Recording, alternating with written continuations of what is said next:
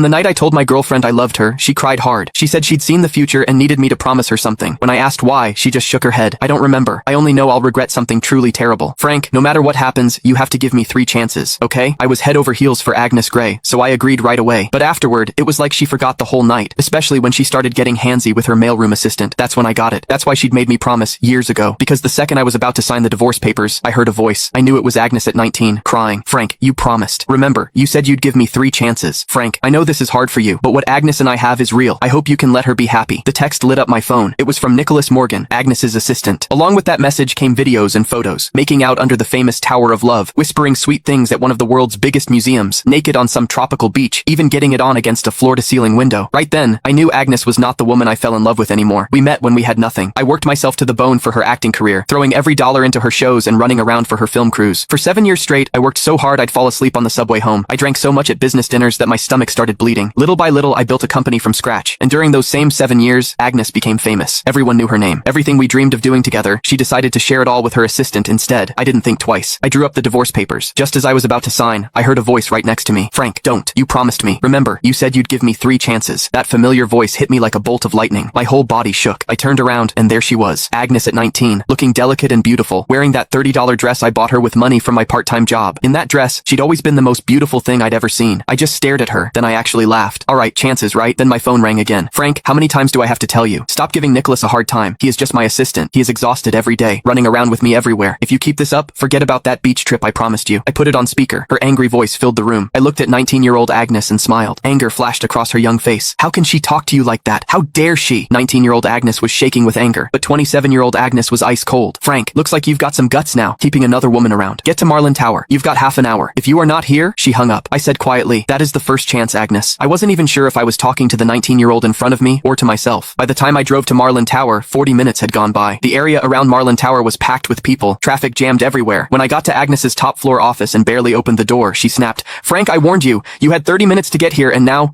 I cut her off, turned around, and flopped onto the couch like I didn't care. Nicholas was there too. He kept his head down, eyes all red, his right hand holding his left wrist. My attitude seemed to set Agnes off. She slammed her hand on the desk.